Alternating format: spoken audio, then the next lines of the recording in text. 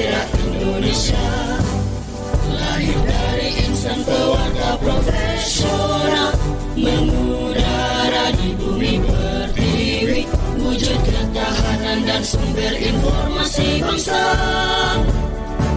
Persada ID eratkan persatuan bangsa Indonesia, bukan semangat kebersamaan negeri, bangun daerah kuat Indonesia tangguh, teguhkan komitmen jati diri bangsa.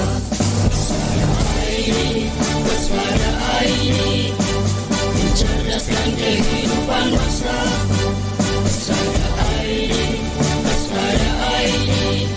bangun daerah kuat Indonesia tangguh, korbankan semangat persatuan dan kesatuan untuk daerah maju Indonesia jaya, singkirkan perbedaan, jauhkan pertikaian. Persada ID pilar budaya bangsa, Persada ID pilar budaya bangsa, Persada ID pilar budaya bangsa.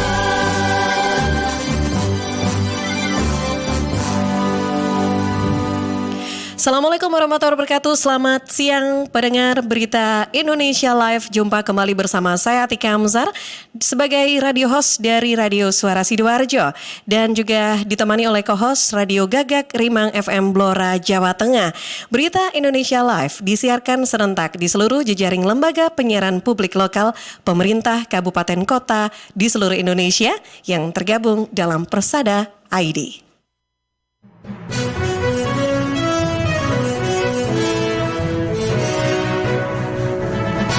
Disiarkan serentak oleh jejaring radio publik daerah seluruh Indonesia, lembaga penyiaran publik lokal, LPPL Indonesia, anggota Indonesia Persada ID.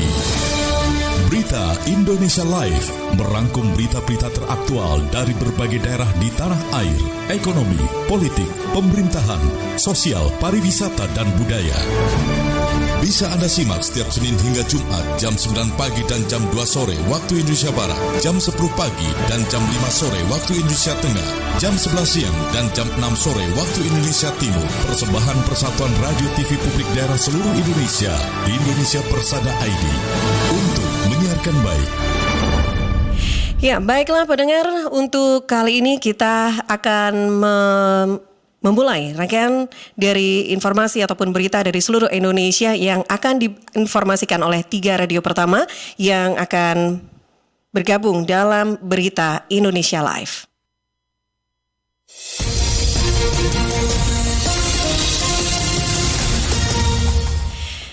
Yang pertama kita akan bergabung bersama Tia Aristia dari LPPL Radio Gagak Rimang Blora Jawa Tengah. KPU Kabupaten Blora tetapkan bupati terpilih. Selengkapnya bersama Tia, silakan.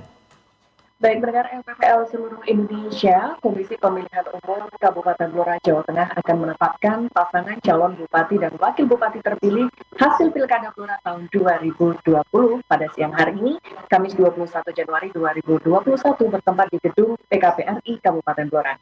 Sebagaimana diketahui dalam pilkada yang dilaksanakan pada 9 Desember 2020 lalu, tidak ada gugatan dari hasil yang dilayangkan ke Mahkamah Konstitusi atau MK.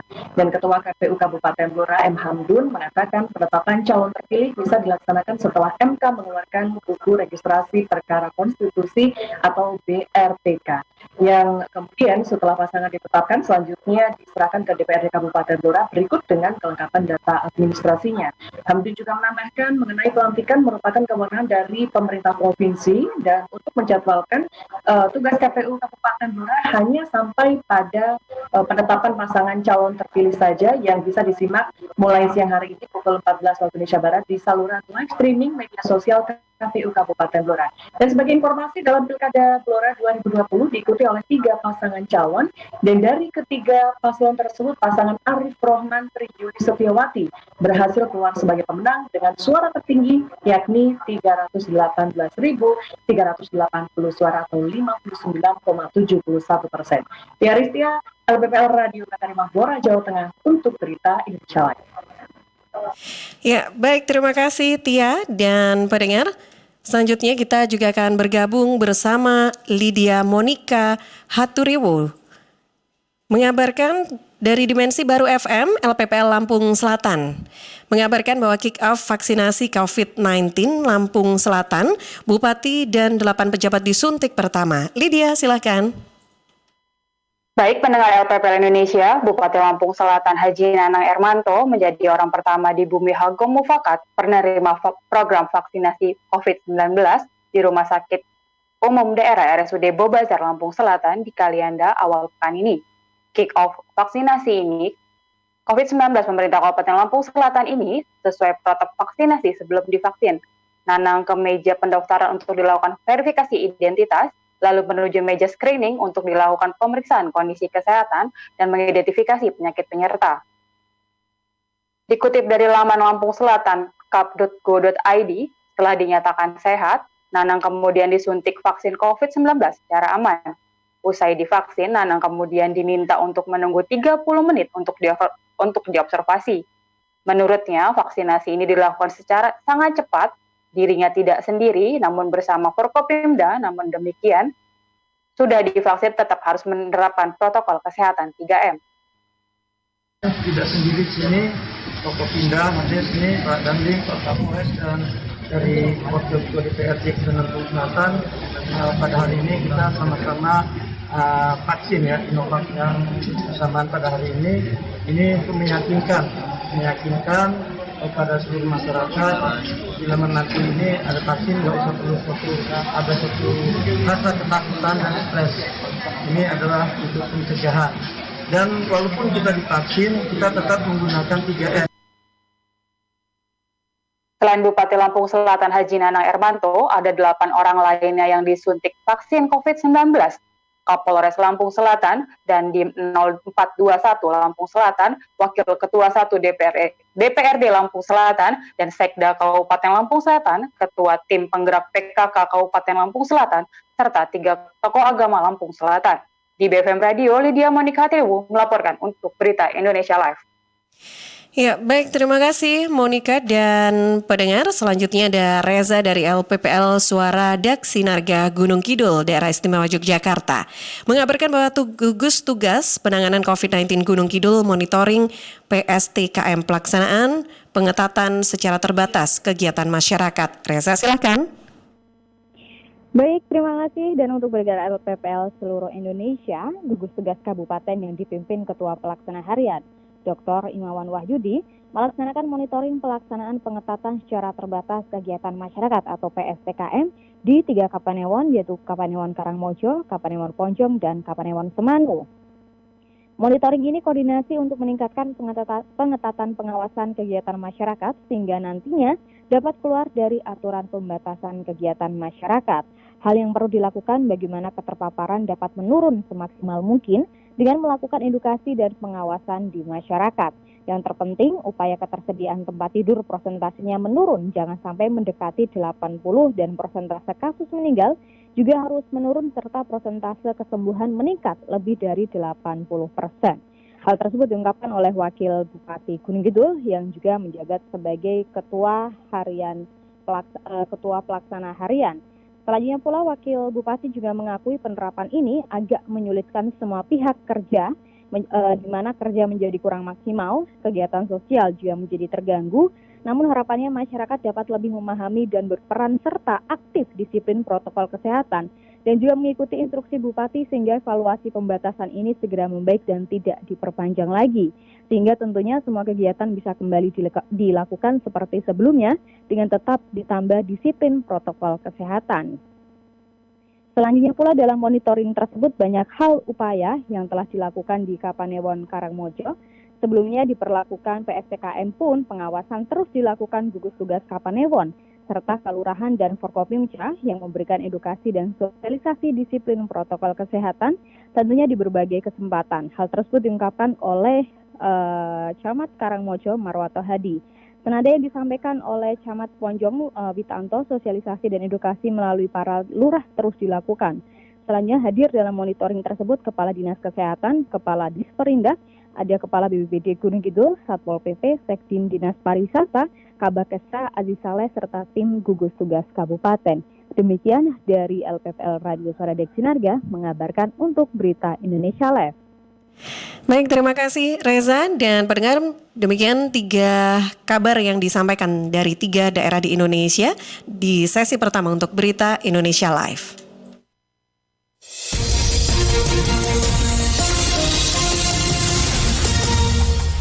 Memasuki sesi kedua dalam Berita Indonesia Live kali ini, kita akan bergabung bersama Nur Maida dari LPPL RPD Kutim Kalimantan Timur. Mengabarkan bahwa pasar tumpah di Sangatta segera diterbitkan. Kadis Perinda minggu depan sosialisasi ke pedagang. Selengkapnya bersama Nur Maida, silakan. Baik, terima kasih. Dinas Perindustrian dan Perdagangan Kota Timur sebagai inisiator bersama PD terkait kepolisian perangkap desa dan kecamatan bakal menertibkan beberapa titik pasar tumpah di Kota Sangatta. Rencana tersebut dibahas dalam pertemuan di ruang aral kantor Bupati. Diketahui terdapat kurang lebih 7 titik pasar tumpah, diantaranya di Jalan Dayung, Kabo, Impres, Yosudarso 2, Diponegoro, APT Pranoto, dan Pusaka. Ditemui usai pertemuan Kadis Perindak Kutim Haji Zaini mengatakan bahwa PD yang ia pimpin itu ditunjuk oleh Pemkab sebagai inisiator dalam penertiban para pedagang di pasar tumpah. Ia berharap seusai ditertibkan dan dibina, para pedagang bisa masuk pasar yang telah disediakan. Zaini mengatakan rata-rata masyarakat yang diwakili Ketua RT, perangkat kelurahan dan kecamatan dalam pertemuan tersebut mengutarakan keluhan yang sama dan merasakan keberatan dengan hadirnya pasar tumpah. Mereka sebelumnya pun sudah melakukan teguran secara lisan namun belum secara tertulis berdasarkan perbuk atau perda.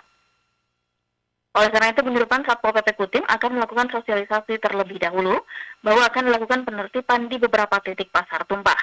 Zaini menambahkan solusi dalam penertiban tersebut di Perindak Kutim sudah menyiapkan lahan di Pasar Induk Sangatta dan akan menampung semua pedagang agar tidak berjualan lagi di luar yang dapat mengganggu ketertiban.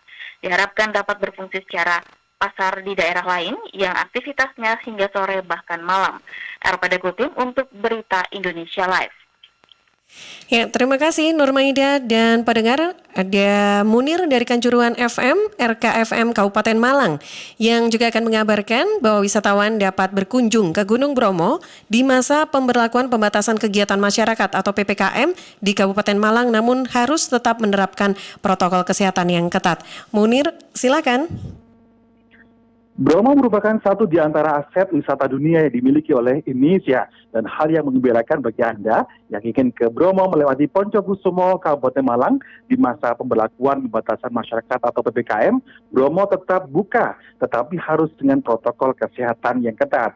Marendra Hengki Irawan, Camat Poncokusumo mengatakan, setiap hari sudah ditentukan kuota pengunjung ke Gunung Bromo. Pembelian tiket harus secara online. Ketika kuota terpenuhi, maka secara otomatis pengunjung ke Gunung Bromo akan ditutup.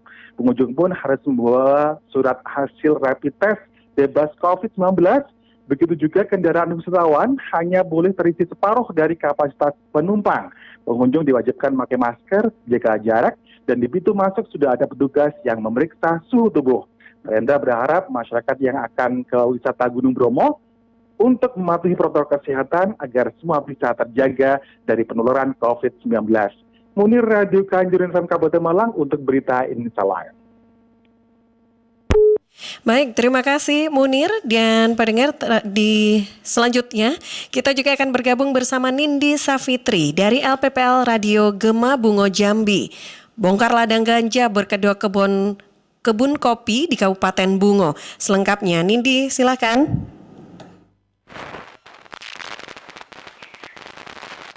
Baik, saudara pendengar PPL Indonesia, tim Opsional Satuan Reserse Narkoba atau Satres Narkoba Polres Bungo menemukan ladang ganja di wilayah Kecamatan Lindu Lubuk Lengkuang, tepatnya pada Kamis 21 Januari 2021.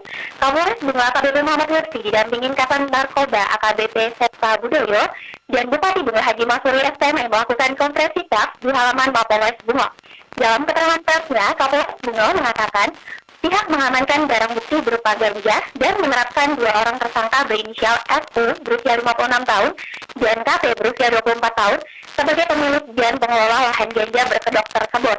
Untuk barang bukti yang berhasil diamankan berupa daun ganja kering dengan berat 36 kg, 865 batang ganja, timbangan, 2 kantong plastik biji ganja kering, dan 1 unit motor tanpa nomor polisi. Untuk kedua tersangka dikenakan pasal 114 ayat 2 Undang-Undang Janjo pasal 111 ayat 2 Undang-Undang Republik Indonesia nomor 35 tahun 2009 tentang narkotika dengan ancaman paling 6 tahun penjara dan pasal nomor itu atau hukuman mati dan dengan denda 100 miliar rupiah. Saya Nindya Putri melaporkan langsung dari Radio Gema Bunga FM untuk Berita Indonesia Live. Baik, terima kasih Nindi Safitri dan pendengar, demikian untuk sesi kedua dalam Berita Indonesia Live kali ini.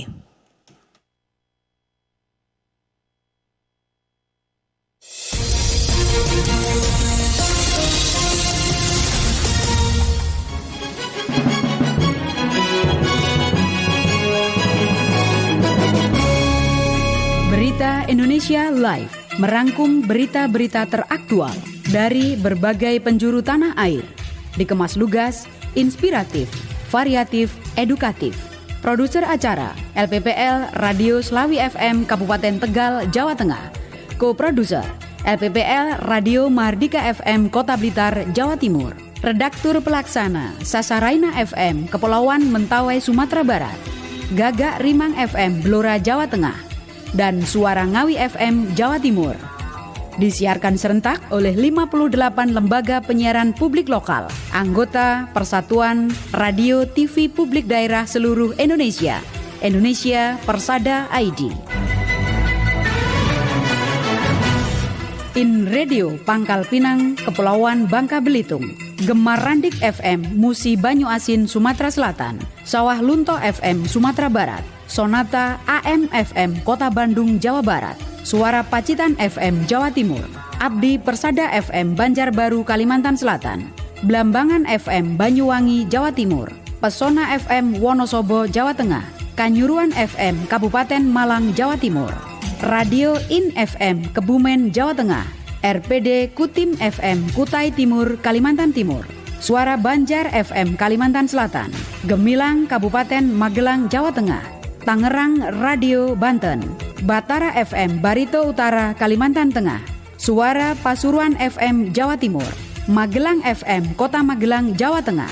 RSKK Kupang, Nusa Tenggara Timur. Gemilang FM Indragiri Hilir Riau. RPKD Denpasar Bali. Suara Kota Mataram, Nusa Tenggara Barat. RSPD Ngada, Nusa Tenggara Timur. Radio Publik Mimika Papua. Suara Kampar FM Riau. Magetan Indah FM Jawa Timur. Langkisau FM Pesisir Selatan Sumatera Barat. Suara Sidoarjo MVR 4.0 Jawa Timur. Persada FM Kabupaten Blitar, Jawa Timur. Gema Sudirman FM Purbalingga, Jawa Tengah. Saruga FM Solok Selatan Sumatera Barat. Suara Tabalong FM Tabalong, Kalimantan Selatan. Daksinarga FM Gunung Kidul, Yogyakarta. Maros FM Sulawesi Selatan. Buana Asri FM Sragen, Jawa Tengah. Suara Giri Menang FM Lombok Barat, Nusa Tenggara Barat. Radio Irama FM Purworejo, Jawa Tengah. Puroboyo FM Kabupaten Madiun, Jawa Timur. Guyub Rukun FM Tulungagung, Jawa Timur. Giri Suara FM Wonogiri, Jawa Tengah. Sergai FM Serdang Bedagai, Sumatera Utara. Odan FM Batubara, Sumatera Utara. Sebayu FM Kota Tegal, Jawa Tengah. Singosari FM Brebes, Jawa Tengah. Singosari News FM Ketanggungan, Jawa Tengah. Singosari Top FM Paguyangan, Jawa Tengah. Bercahaya FM Cilacap, Jawa Tengah. Multatuli FM Lebak, Banten. Barometer FM Kota Kediri, Jawa Timur. Tuntung Pandang FM Tanah Laut, Kalimantan Selatan. Suara Praja FM Belitung, Kepulauan Bangka Belitung. Hamau FM Kabupaten Gunung Mas, Kalimantan Tengah. Lansek Manih FM Sijunjung, Sumatera Barat. Ralita FM Pamekasan, Jawa Timur.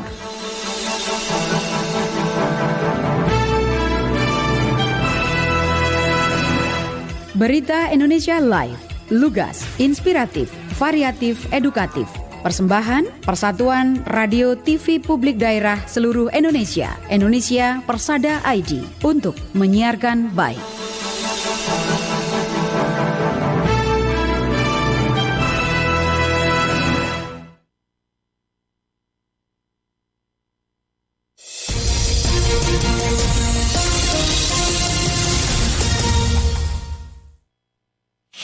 Ya, dan pendengar Indonesia, Anda masih menyimak berita Indonesia Live dan kali ini kita juga akan simak bersama memasuki di sesi laporan khusus dari Dapur Berita Indonesia Live yang akan disampaikan oleh Aan Kasianto.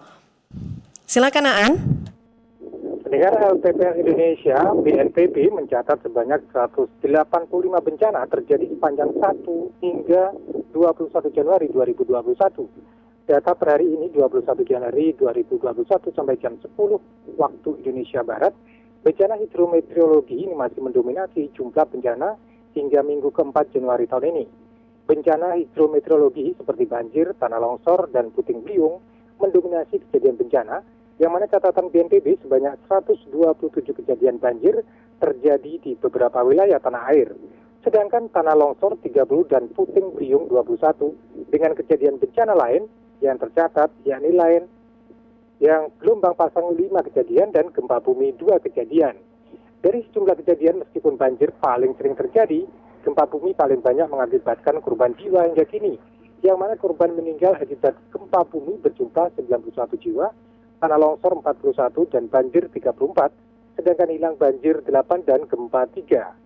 Demikian juga korban luka, gempa bumi masih paling banyak mengakibatkan tingginya jumlah korban. Bahkan BNPB mencatat korban luka-luka akibat gempa bumi 1.100 lebih jiwa, tanah longsor 26, puting beliung 7 dan banjir 5. Melihat dampak bencana, masyarakat selalu diimbau untuk tetap waspada dan siaga, sedangkan terkait bencana hidrometeorologi, BNPB meminta masyarakat untuk memperhatikan perakiraan cuaca yang diinformasikan oleh Badan Meteorologi, Klimatologi, dan Geofisika, mengingat puncak musim hujan masih terjadi hingga Februari 2021. Adapun potensi bahaya lain, yakni gempa bumi yang dapat terjadi setiap saat, seperti yang terjadi di Provinsi Sulawesi Barat. Di samping itu, ancaman bahaya lain, yakni pandemi COVID-19 yang masih terus terjadi penularan di tengah masyarakat hingga kini. Aan Kasianto dari Dapur Redaksi untuk Berita Indonesia Live.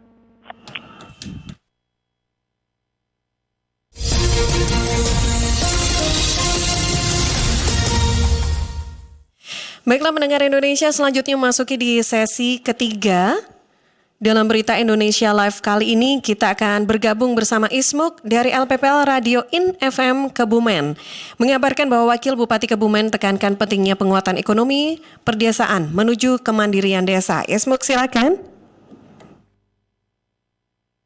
Wakil Bupati Kebumen Arif Sugianto menegaskan pentingnya penguatan ekonomi perdesaan.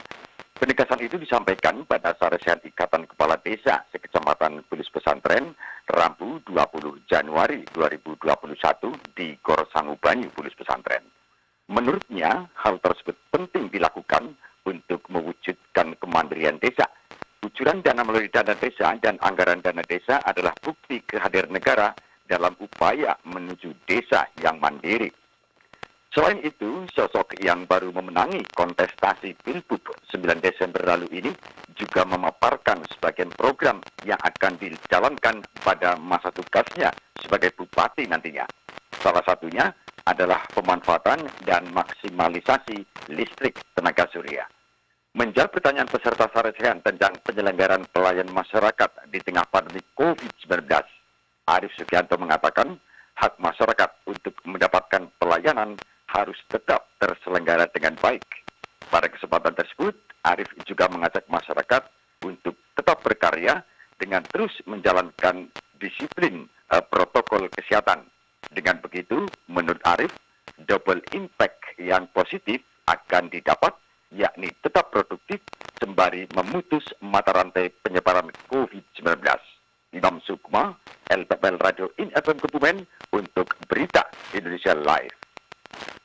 Baik, terima kasih Imsuk dan pendengar Indonesia. Selanjutnya kita juga akan bergabung bersama Feby Sagita dari LPPL Radio Sawah Lunto FM, Kota Sawah Lunto, Sumatera Barat.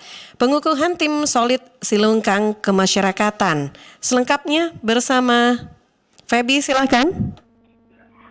Pendengar, organisasi kemasyarakatan solidaritas Solid Silungkang yang merupakan salah satu daerah di Kota Sawah Lunto yang dikenal dengan kerajinan songketnya dikukuhkan Wali Kota Sawah Lunto pagi tadi di Gedung Kerapatan Adat Nagari Silungkang.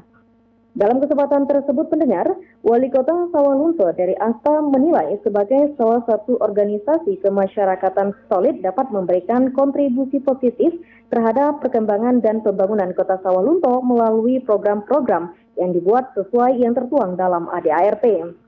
Dari ASTA juga menjelaskan masa pandemi COVID-19 merupakan masa sulit yang harus dihadapi masyarakat. Namun dengan adanya kerjasama dan kebersamaan semua pihak, maka akan dapat mengatasi dampak dari COVID-19 tersebut. Dari ASTA berpesan agar Solid akan tetap menjadi organisasi kemasyarakatan yang bermanfaat bagi masyarakat, sehingga mampu menjadi pilot proyek bagi daerah lain di Kota Sawalunto untuk membentuk organisasi serupa. Baby Sagita, LPPL Radio Sawalunto dan Kota Sawalunto, Sumatera Barat, melaporkan untuk Berita Indonesia Live. Terima kasih Feby dan pendengar. Demikian untuk sesi ketiga dalam Berita Indonesia Live kali ini.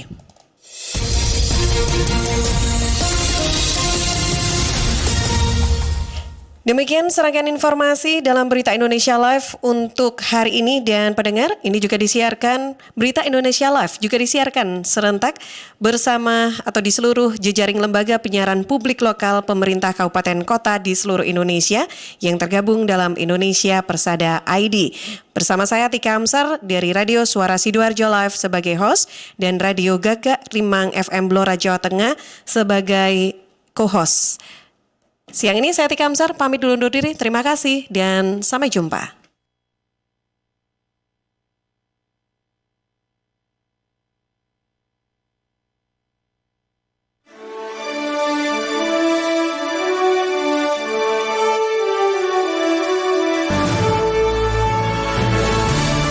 Baru saja Anda ikuti Berita Indonesia Live disiarkan serentak oleh jejaring radio publik daerah seluruh Indonesia, Lembaga Penyiaran Publik Lokal LPPL Indonesia, anggota Indonesia Persada ID.